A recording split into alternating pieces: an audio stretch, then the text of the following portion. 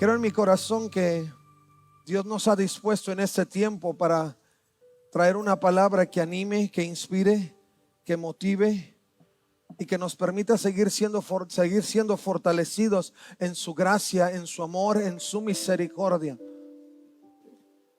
Tengo que, sin duda, cada vez que estamos aquí, recordar que los tiempos que vivimos no son tiempos sencillos, son tiempos sumamente desafiantes, son tiempos que sin duda retan nuestra vida. Y en las últimas semanas tengo que decirles que el Señor me ha desafiado a poder cambiar mi forma de orar. Si bien hay un hábito en mi vida que es constante, que es permanente, es el de la oración, el Señor me dijo: ahora son tiempos diferentes. Ahora no es solo orar y tratar de llevar una relación íntima, profunda conmigo, pero ahora son tiempos de lucha, son tiempos de guerra. Son tiempos para hacer frente a todas las acechanzas del enemigo. No es solamente Señor cúbreme, sino Señor dame sabiduría, Señor dame estrategia, Señor dame capacidad para dar un paso hacia adelante y tratar de que el enemigo no siga ganando terreno en los tiempos en los que vivimos. Porque si algo apremia en este tiempo es que el enemigo no tome partida de cada generación que se está levantando.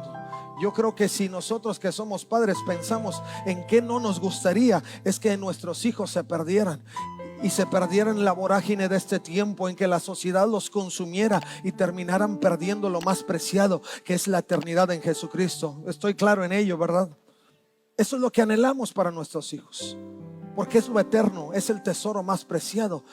Y por ende el Señor nos llama a que en este tiempo estemos sin duda levantando un clamor de batalla, un clamor de lucha, un clamor de hacer frente a todo lo que el enemigo está poniendo delante. Nos queda claro que las luchas de este tiempo no son contra sangre y carne, sino contra toda potestad que se mueve en las tinieblas de este tiempo. Y en el nombre de Jesús, mi hermano, yo quiero animarte a que tus tiempos de oración sean diferentes, a que tus tiempos de oración sean intencionales, a que tus tiempos de clamor, de búsqueda delante del Señor sean esos tiempos que desafían incluso tu propio tiempo. Algunos sabemos, tenemos agendas apremiantes con cantidad de asuntos que atender, pero mi hermano, no dejes que esa agenda te consuma y pierdes la oportunidad de poder conectar tu corazón con el corazón de Dios. Hoy necesitamos ver una iglesia que se levanta en son de guerra. Amén. Y no tengas miedo cuando escuches guerra. No tengas miedo cuando escuches guerra, porque recuerda que siempre, mientras tengas al Señor de tu lado, siempre hay victoria garantizada. Pocos lo creen porque no todos dijeron amén. Dije que mientras tengas al Señor de tu lado, hay victoria garantizada. Aleluya. Así es que cuando hacemos guerra no es para atemorizarnos, sino es para tomar ánimo, valor y entender que son los tiempos a los que Dios nos trajo.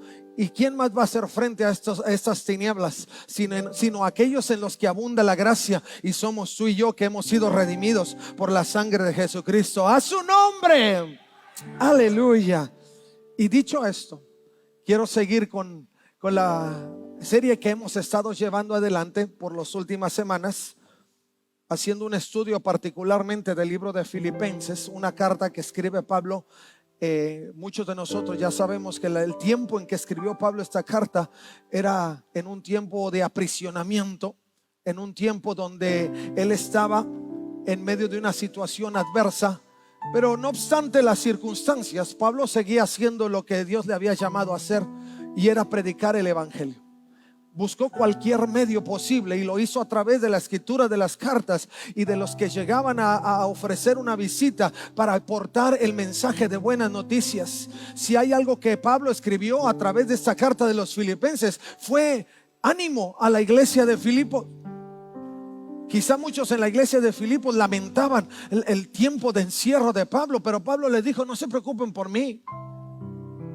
Aunque me ven aquí, Dice, todo lo que ustedes están viendo y percibiendo en mi experiencia de cárcel no es otra cosa, sino aquello que trae gloria a Jesucristo. Porque mientras muchos piensan que me tienen encerrado, la palabra sigue corriendo, las buenas noticias se siguen generando y el ánimo de la iglesia se sigue levantando para orar, para interceder. Y eso hace que la iglesia se levante. Por eso la iglesia de Filipos fue una de las iglesias que creció en fortaleza. Porque a pesar del aprisionamiento de Pablo, ellos siguieron recibiendo el alimento, y a través de la experiencia de Pablo, ellos siguieron clamando y conectando su corazón. Por eso yo les digo, si hay un tiempo en que más necesitamos mantener la conexión al corazón de Dios, es en este tiempo que somos desafiados a pesar de las circunstancias o en medio de las circunstancias. Y hoy quiero que podamos seguir avanzando partiendo del verso 20 en el capítulo 1 de Filipenses. Y a este sermón en particular yo le he puesto vivir o morir. Vivir o morir. Creo que muchos cuando somos desafiados a las cosas que realmente valen la pena en la vida, estamos justamente entre la vida y la muerte. Nada en la vida es solo así. Si realmente vale la pena, si realmente creemos que son cosas o situaciones de sumo valor, nos queda claro también que es vivir o morir por ello. Y Pablo entendía cuál era la condición de su vida, y él llegó a la conclusión particular dentro de los siguientes versos, donde él tuvo que determinar en su propia vida qué era lo que más convenía. Vivir o morir para Pablo no tenían una gran diferencia, en el sentido de que ambas en Jesucristo tenían gran sentido y gran propósito. Pero lo que él tenía que determinar es por qué razón era una o era otra. Y mire lo que dice este pasaje, partiendo del verso 20 del capítulo 1 de Filipenses. Dice Pablo: tengo la plena seguridad y la esperanza de que jamás seré avergonzado, sino que seguiré actuando con valor por Cristo, como lo he hecho en el pasado, y confío en que mi vida dará honor a Cristo, sea que yo viva o muera. Yo no sé si tú leyendo este pasaje te imaginas a Pablo ahí, ¿no? A media luz, y ya Pablo medio ciego, porque ya no veía mucho, y metido en una cisterna que eran las prisiones de entonces. Y él seguía escribiendo y él decía: tengo la plena seguridad, y seguía escribiendo, y la esperanza que jamás seré avergonzado. O sea, esto que tú estás viendo no es para vergüenza. Y él decía: y confío en que mi vida dará honor a Cristo. Las prisiones no determinan en qué forma mi vida se proyecta para dar testimonio del que me envió. Escucha bien eso. Hay algunos que estamos preocupados porque si algo no me funciona en la vida va a ser para vergüenza. No, en el Señor nada es para vergüenza. Todo tiene un aprendizaje importante, y Dios todo lo transforma para bien. Y sigue el apóstol hablando y dice: pues para mí vivir significa vivir para Cristo, y morir es aún mejor. Usted pudiera tener la misma declaración que Pablo: morir es mucho mejor. Muchos, humanamente hablando, como que decimos: esa es la palabra que menos queremos mencionar, y es la palabra más segura. Es la experiencia más segura que todos vamos a tener. Pero Pablo dice: para mí vivir significa, si tengo que vivir, es para cumplir propósitos específicos de Cristo. Pero para mí morir es mejor. Y Pablo sigue hablando, sigue escribiendo y dice: pero si vivo, puedo realizar más labor fructífera para Cristo. Para él era que su vida fuera dinámica, que hubiera producción. Si hay algo que tú tienes que subrayar en el pasaje, ponle ahí fructífera, subrayas fructífera, y a un lado haces una anotación y te pones a ti mismo un desafío y dices: tengo que producir mucho. ¿Cuáles son mis propósitos de la vida? Tengo que producir mucho. Pablo estaba metido en la cárcel y aún él decía: si estoy vivo y quiero vivir, es para producir más fruto. Y seguía hablando. Así que realmente no sé qué es mejor. Estoy dividido entre dos deseos. Quisiera partir y estar con Cristo, lo cual sería mucho mejor para mí. Pero por el bien de ustedes es mejor que siga viviendo. Al estar consciente de esto, estoy convencido de que seguiré con vida para continuar ayudándolos a todos ustedes a crecer y a experimentar la alegría de su fe. Tenía propósitos muy claves. No eran, si usted lo observa, ningún propósito de Pablo en este sentido era egocéntrico o era egoísta. Él decía: si por mí fuera, me muero, y se acabó. En el libro de Corintios, él le pone toda la descripción. En el capítulo 15, si usted lee el capítulo 15 de Corintios, se va a encontrar toda la descripción sobre la muerte. Y Pablo refiere particularmente en el libro de Corintios que cuando uno deja de ser este polvo, entonces entra en un momento de transformación. Y Pablo refiere que aun y cuando no todos moriremos, dice, todos sí seremos transformados. Y Pablo tenía este concepto. Entonces él decía: para mí es mejor que me vaya, porque este cuerpo de miseria será transformado y yo estaré viviendo en otra dimensión. No más llanto, no más tristeza, no más dolor, no más afán, no más esto, no más aquello, no más esclavitud, no más estar en los navíos que después naufragan, no más estar bajo la lupa de los fariseos y de los que atentan mi vida, no más estar enjuiciado por una corte y otra. Para mí es mejor morir. Pero no crea que desesperado o en depresión. No. Pablo se curaba su depresión en las Escrituras y en la presencia del Señor. Y mire lo que sigue diciendo: quisiera partir y estar con Cristo, lo cual sería mucho mejor para mí, pero por el bien de ustedes es mejor que siga viviendo. Al estar consciente de esto, estoy convencido de que seguiré con mi vida para continuar ayudándolos a todos ustedes a crecer y a experimentar la alegría de la fe. Y cuando vuelva, tendrán más razones todavía para sentirse orgullosos en Cristo Jesús de lo que Él está haciendo por medio de mí. Voy a hacer algunas reflexiones y voy a intentar, como lo intento siempre y nunca me funciona, ser breve. Pero mientras estamos en las siguientes reflexiones, yo quiero que usted tenga en su mente presente, como Pablo lo tenía presente, ¿cuáles serían esas razones, particularmente en su vida, que traerían orgullo a la iglesia de Jesucristo por lo que Dios está haciendo a través de usted? ¿Qué está haciendo Dios a través de ti? No sé si alguna vez te has sentado a reflexionar en ello y has pensado: ¿qué Dios está haciendo a través de mí? Porque usted está aquí en la iglesia. Usted viene aquí a sentarse, a escuchar un sermón, a escuchar un mensaje. Usted viene a adorar al Señor. Pero la realidad de la vida es que algo Dios está haciendo contigo. Si algo te motiva a estar aquí, si algo te motiva a buscar más de Dios, es porque Dios está haciendo algo contigo. Y a lo mejor nunca lo pensamos, pero creo que en esta condición, si nosotros nos queremos esclavizar o aprisionar a Dios, tenemos que estar conscientes de que Él está haciendo algo a través de nosotros. Y Pablo dijo: todo lo que estoy viviendo y aún mis deseos y mi encuentro de deseos, todo esto empieza a producir fruto, pero además estoy consciente que va a traer gozo a la iglesia porque Dios está actuando en una forma tan increíble a través de mí.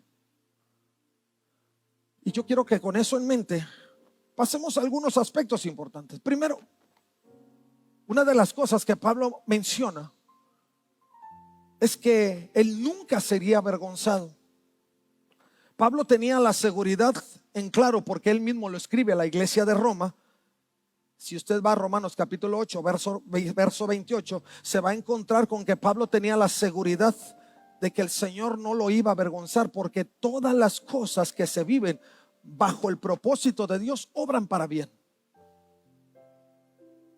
Cuando usted tiene ese concepto de vida y ese conocimiento de frente, Entonces no importa lo que usted viva, sabrá que no será avergonzado. Algunos somos más intimidados por la vergüenza que por la real necesidad que estamos atravesando. Algunos le tienen más miedo a que la gente pueda decir que somos pobres, a que realmente estemos viviendo en pobreza.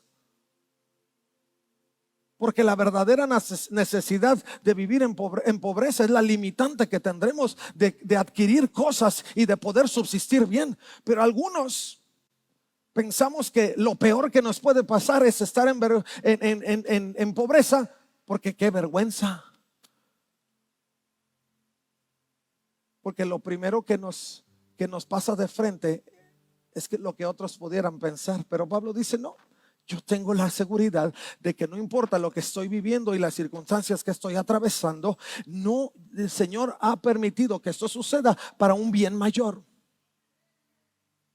Entonces, si usted está atravesando por un momento apremiante en su vida, mientras usted conscientemente esté buscando la dirección y el propósito de Dios para su vida, no se preocupe. Y aun si conscientemente no lo está buscando, pero está viviendo un momento apremiante, tampoco se preocupe. Porque eso significa dos cosas. En el primer caso, que Dios está probando su vida y su fe para que usted siga proyectando la gloria de Dios. Porque ese es el fin. El fin es que en medio de sus circunstancias adversas, usted proyecte la gloria de Dios.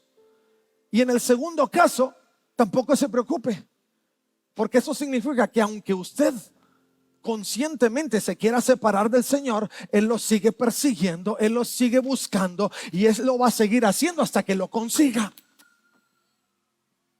Y algunos por eso andamos despreocupados por la vida, porque sabemos que como quiera el Señor nos anda siguiendo. Pues no se despreocupe tanto, porque el tiempo se agota. Mientras haya vida, Dios va a estar detrás de nosotros hasta conseguirnos y lograr atraparnos. Pero Cristo viene pronto. Señales hay. El tiempo es oscuro. Está llegando la medianoche y necesitamos apresurarnos en lo que Dios nos ha encomendado. Pero Pablo tenía en claro que no habría vergüenza. La seguridad también, escucha esto, de que Dios jamás lo traicionaría. Pablo no se tenía que cuidar de Dios. ¿Y por qué le menciono esto? Porque algunos creemos que Dios está en el acecho. Esta es una mentira que el diablo trabaja, y la trabaja muy sigilosamente. Hay muchos que no se quieren convertir, dice, porque no quiero que me vaya como te va a ti. Porque piensan que Dios está en el acecho, tratando de perturbar tu vida, tratando de desestabilizar tu felicidad. Y Pablo le quedaba claro que su cárcel no era porque Dios estaba acechando su vida. Ni aun Job en su miseria lo pensó. Y vamos, que estaba viviendo en la miseria física, emocional, financiera, material, al igual que Pablo en su momento. Pero él tenía la seguridad de que no habría una traición de parte de Dios, de que Dios no se iba a negar a cumplir las promesas de libertad. Porque Él no es hijo de hombre para que mienta, no es hijo de hombre para que se arrepienta. En Pablo quedaba claro que lo que Dios estaba produciendo a través de su vida era un mayor peso de gloria y no de traición. Si el enemigo en tu mente ha trabajado esos detalles, repréndelo, y repréndelo inmediatamente. Dios no te creó para sufrir, al contrario. Si a veces atravesamos por procesos de pulirnos, es para que realmente podamos experimentar la gloria y el gozo inigualable de Dios. Pero Dios jamás te va a traicionar. Y Pablo no se avergonzaba por eso, porque sabía que tenía un Dios fiel. Algunos atravesamos por circunstancias adversas y decimos: qué vergüenza, Dios no actúa. Yo he dicho que Dios sana y sigo viviendo así, en la enfermedad. Realmente Dios no está sanando. No. Es que Dios tiene maneras perfectas de actuar. Y no es como el ser humano cree que Dios debe actuar. Jamás entenderemos la mente de Dios. Por eso Dios no nos llama a entender, sino a confiar, a tener fe. Porque nuestra mente finita jamás va a alcanzar a contemplar lo que Dios es capaz de hacer a favor de nosotros. Por eso Pablo decía, aunque viva y muera, no me voy a adelantar, pero el concepto de Pablo en ese sentido era así, porque él entendía quién era Dios y las cosas que él estaba haciendo y quería hacer. Pablo tenía en claro que muchos, aún en la iglesia de Filipo, no avanzaban precisamente por estar contemplando la vergüenza, y no había de qué avergonzarse. No había mucho de qué avergonzarse, sino realmente mucho que esperar de parte de Dios. Aún muchos se avergüenzan de defender a Jesús, aunque Jesús no necesita defensa, se defiende solo, y se defiende muy bien. Lo único que nosotros tenemos en nuestro corazón, o debemos cultivar en nuestro corazón, es una fe firme, inamovible, que a pesar de lo que estemos viviendo, nunca neguemos al Señor. Siempre mantengamos de frente las promesas de aquel que nos ha llamado de las tinieblas a la luz, y a la luz admirable, porque al final de todas las cosas siempre brillará la gracia, el amor, la bondad, la misericordia y la grandeza del Rey de Reyes y Señor de Señores. A su nombre. Qué maravilla de Dios. Por eso, si usted siente que estos tiempos que está viviendo son tiempos de prisión, piénselo dos veces, porque en el Señor lo único que Dios está haciendo es puliendo bien su vida para que el rostro de Él se refleje en usted. Pablo lo tenía en claro y estaba consciente de ello. Pablo se mantenía confiado y seguro, como él mismo lo relata en el pasaje, y actuaba en consecuencia. ¿Qué es lo que yo debo hacer cuando estoy en un momento de prisión? Siga actuando en consecuencia. Siga caminando más cerca de Dios. Siga glorificándolo por las situaciones y las circunstancias que está viviendo. Siga haciendo guerra a través de las armas que Dios le ha dado. Siga manteniendo un espíritu de valor, porque Él no nos ha dado espíritu de cobardía, sino de poder, dominio propio, para seguir proyectando la gloria del Señor. Pablo lo hacía. ¿Por qué las cartas de Pablo son tan trascendentes en este tiempo? Imagínese si él se hubiera doblado en medio de este tiempo, no estaríamos leyendo ni estudiando el libro de Filipenses.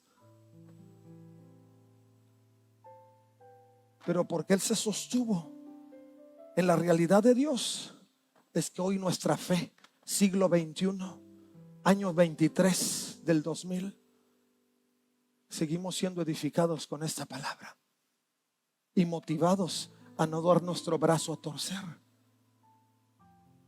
El enemigo nos confronta con realidades, sus realidades falsas, para que demos brazo a torcer y perdamos la gloria. Pero motivémonos en esta realidad y sigamos avanzando. Spurgeon decía, a pesar de que él estaba en prisión y estaba esperando el juicio delante de César, Pablo tenía la confianza de que él estaba en el centro de la voluntad de Dios. Él sabía que Dios no le estaba castigando a pesar de las adversidades que estaba sufriendo en ese tiempo. Dios no castiga. Dios no castiga. Pablo no se sentía castigado en prisión. Uno de nuestras primeras reproches al Señor es: Señor, ¿por qué me estás atravesando por esto? Como si fuera un castigo. No.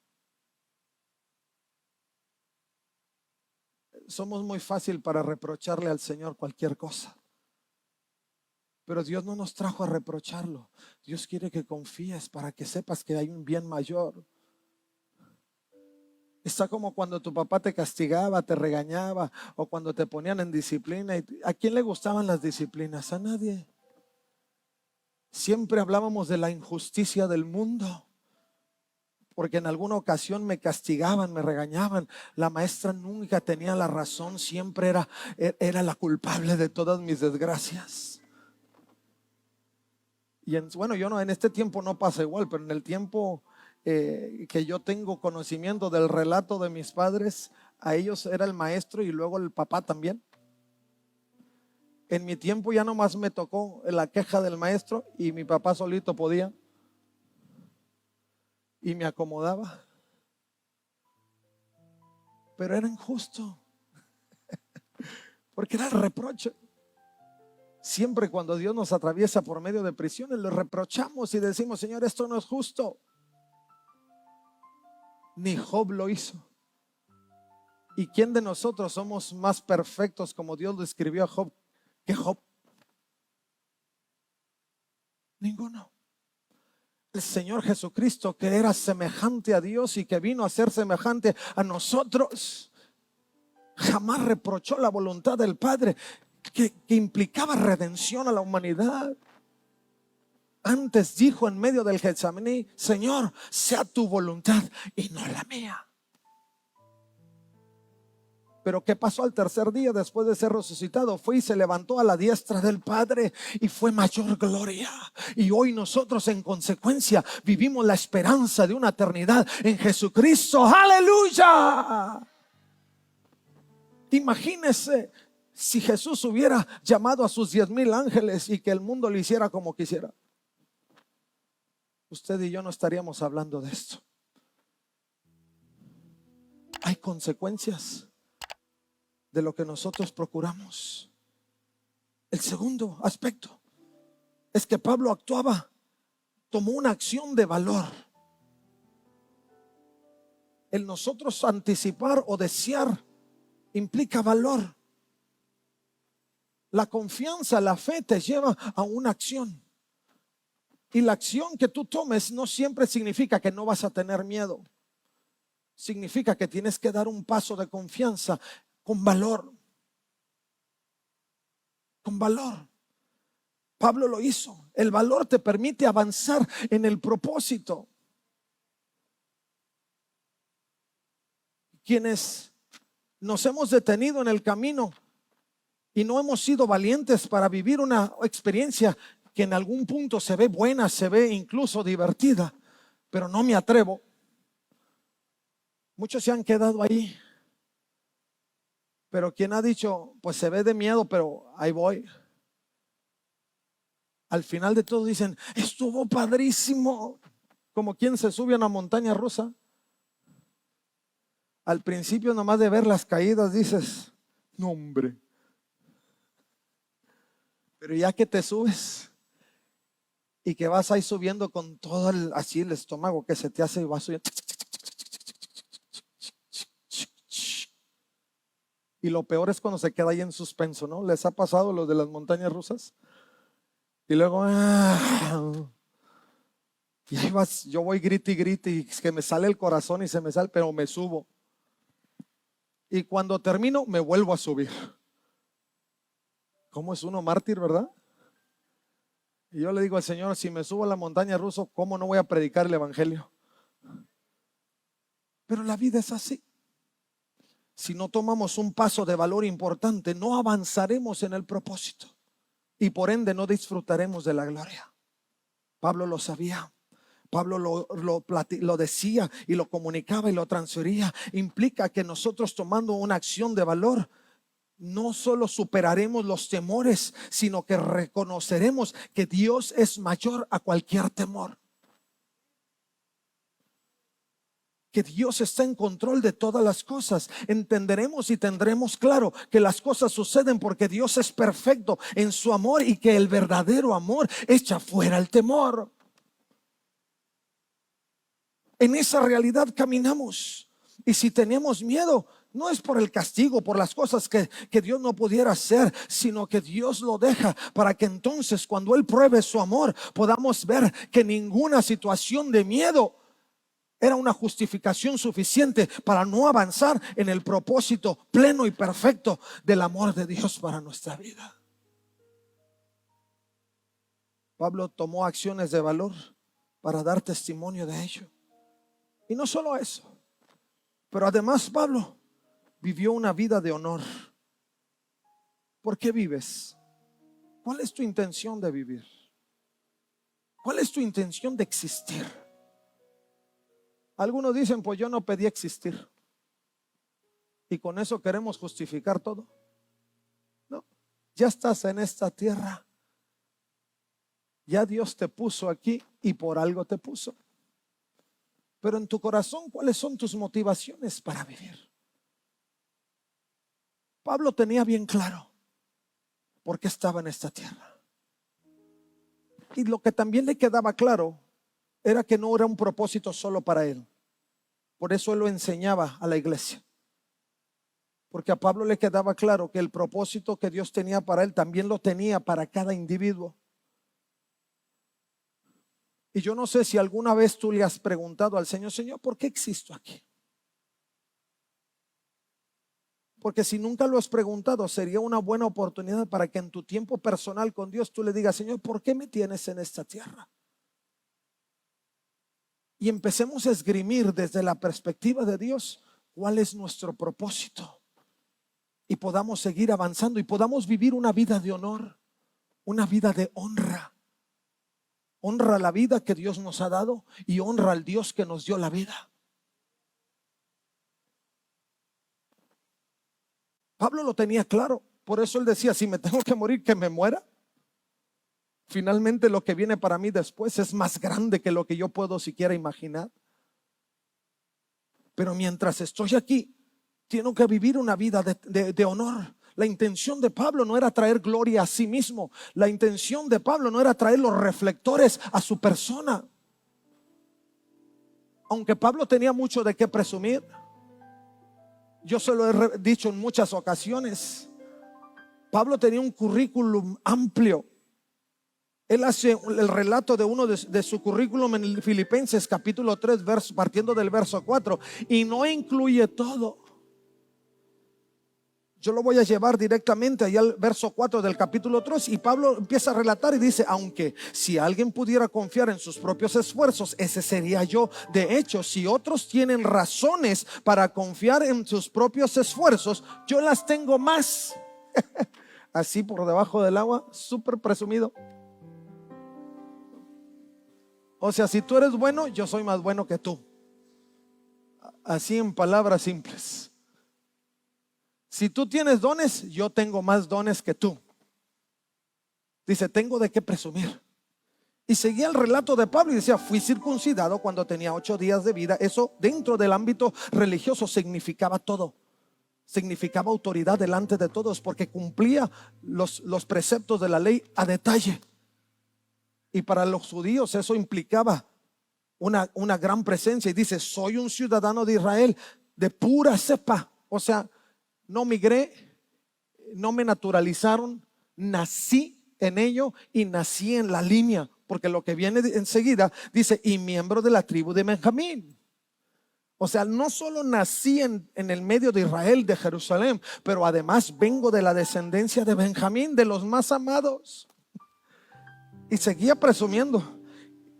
Gracias. Y seguía presumiendo y decía, un verdadero hebreo, como no había otro. Fui miembro de los fariseos, uno de las cepas más prominentes en su tiempo de sacerdotes, de líderes religiosos, quienes exigen la obediencia más estricta a la ley judía. Era tan fanático que perseguía con crueldad a la iglesia, y en cuanto a la justicia obedecía la ley al pie de la letra. Antes creía que esas cosas eran valiosas, pero ahora considero que no tiene ningún valor debido a lo que Cristo ha hecho. Y no dijo que era políglota, y no dijo que era psicólogo, y no dijo que era abogado, y no dijo que era empresario. No lo dijo.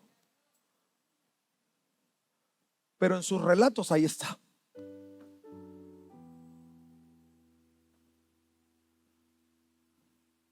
Y aún dice Pablo, su intención no era traer reflectores a sí mismo. Era ser un medio para que los reflectores ascendieran al cielo. Y los reflectores estuvieran solo en Cristo. Él sabía por qué estaba en la tierra. Él sabía que no era el sol. Él sabía que era la luna. Y el sol iba a ser reflejado a través de él. ¿Por qué estás aquí? ¿Por qué Dios te puso en esta tierra? ¿Para pelear puestos en la sociedad? ¿Qué son? ¿Para que la gente diga qué bueno o qué no tan bueno o qué sobresaliente? Todo es pasajero. Escuchaban una película cristiana que seguramente ustedes la han visto, El desafío de gigantes. Y el coach en una de las escenas les pregunta: ¿cuántos se acuerdan del campeonato de hace 5 años? 5 años, ninguno. ¿Cuántos se acuerdan del campeonato de hace 3 años? Ninguno. ¿Cuántos se acuerdan del campeonato del año pasado? Uno se levantó y dijo, y estaba mal. Todo eso pasa. Cielo y tierra pasarán,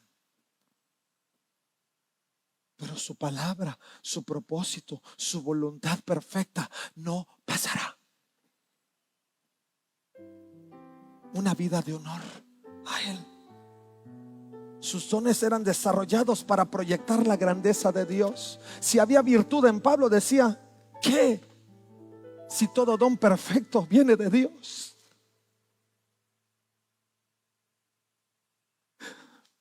Si tengo tiendas y empresas y hago y aquello y digo y soy el linaje, ¿qué? Si todo viene de Dios. Si tu propósito es vivir una vida de honor, todo tiene que proyectarlo a Él, al que te dio la vida, al que te trajo a la tierra a existir. Si te esfuerzas tanto en sobresalir, está bien, pero no lo hagas por las razones equivocadas. Hazlo por las razones correctas. Que Él se lleve toda la gloria. Si alguien dice: qué bueno eres y qué bien haces y qué cosas tan padres te suceden,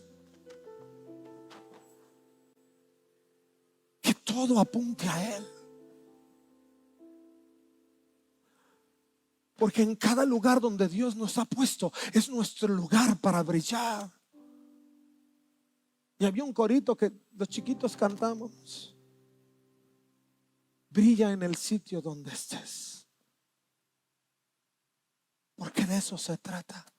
Pero no brilles con luz propia, brilla con la luz de Cristo.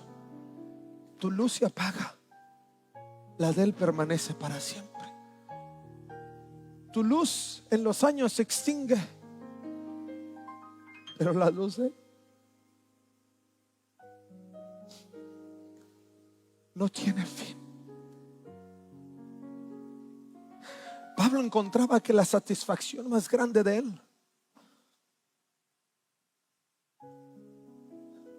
era darle el mérito a Dios por todas las cosas. A ti y solo a ti, Señor, sean toda la gloria, toda la honra, todo el poder por los siglos de los siglos.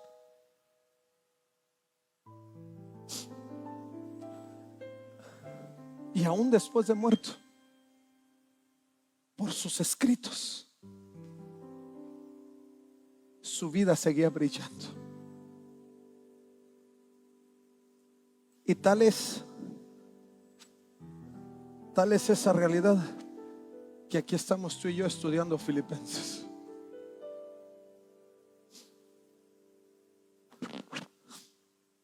Hace poco veía yo y me encantó una ilustración. Y un hombre decía que nuestra vida es como un lápiz. Dice: la única forma de que tu vida sea útil es cuando la punta es afilada. Ahora quise traerme este sacapuntas Primero, porque me lo regalaron. Segundo, porque está bonito. Y tercero, porque siento que apunta hacia un propósito de alcanzar, de llegar, de conquistar.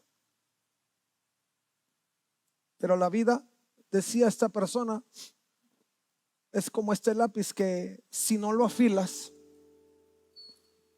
no le sacas punta, no lo pasas por la navaja del sacapuntas, de nada serviría, no tendría utilidad. Porque cuando tú lo afilas, entonces es que puedes empezar a escribir. Ninguno de nosotros podemos escribir nada en la historia de nuestra vida si no somos pasados por la navaja que nos saca punta y que nos habilita para poder escribir.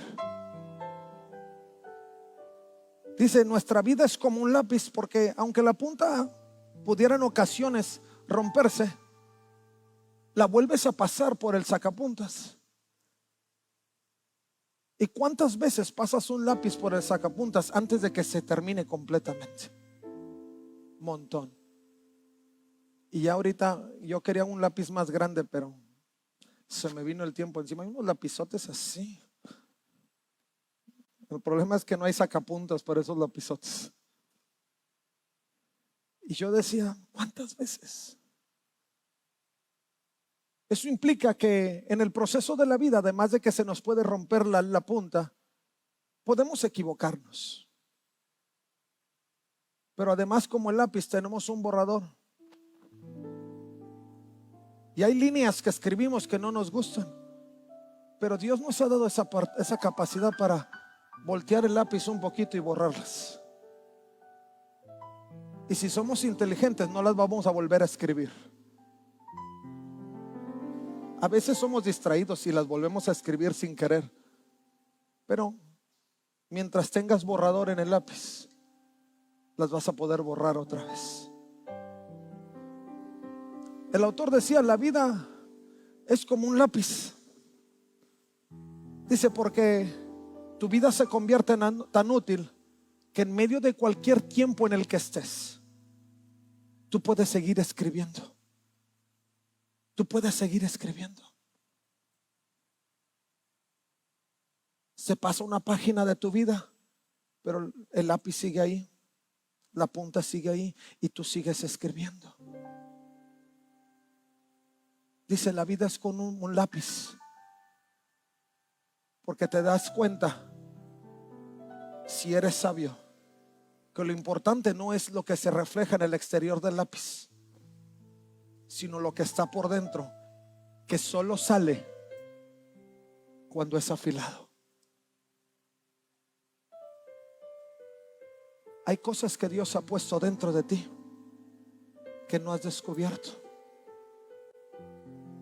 porque te has negado la oportunidad de aprisionarte a Dios y que Él pueda afilarte para que lo útil de tuyo pueda salir adelante.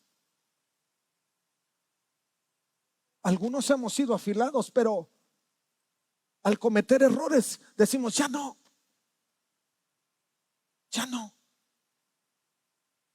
suficiente. Y no queremos darle vuelta al lápiz para usar el borrador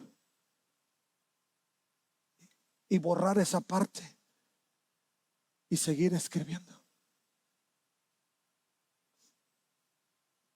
Algunos se nos ha olvidado que la utilidad de nuestro lápiz, de lo que somos como lápiz, es escribir. No podemos quedarnos ahí sin escribir, porque la utilidad que tenemos como lápiz es escribir. Y muchos hemos dejado de escribir páginas en nuestra vida, porque se nos olvida que somos útiles solo para escribir. Porque las circunstancias nos han aquejado tanto que pensamos que son más grandes que nuestra capacidad de escribir. Si Pablo hubiera pensado que la cárcel era lo más deprimente y hubiera dejado de escribir, muchas generaciones no se hubieran convertido. Pero si algo sucedió en la vida de Pablo que nunca se detuvo, fue su pluma, fue usar el lápiz, que no solo actuaba en él mismo para recordarse de las promesas de Dios, sino que además dejaba en claro el testimonio de la grandeza de Dios. Mis hermanos, yo no sé cómo estamos. Yo no sé si sigues siendo ese lápiz que te has querido evitar la pena de ser afilado. Pero si tú eres esa persona que se ha querido evitar la pena de ser afilado, ya no lo pienses más. No tengas miedo de tomar las prisiones, como fue Pablo. Aprisionate al Señor. Pablo decía: si vivo o si muero, estoy aprisionado a ti. Me quiero ir porque mis prisiones en tu presencia van a ser geniales. Pero si me quedo, quiero seguir viviendo por ti.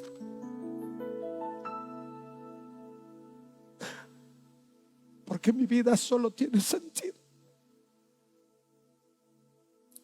si yo te honro, si yo te sirvo. Si tú eres esa persona y no has querido afilar tu lápiz, pero hoy el Señor te está moviendo y te está diciendo: ven, déjame afilarte, para que veas lo útil que me eres. ¿Por qué no sales de tu lugar y vienes aquí a este altar y le dices: Señor, aquí estoy, sácame punta, Señor? ¿Quieres hacerlo? Ponte de pie, iglesia, por favor. Y si tú eres esa persona, sal de tu lugar. Yo te voy a dar esta oportunidad para que vengas aquí al altar y le digas al Señor: afílame, afílame.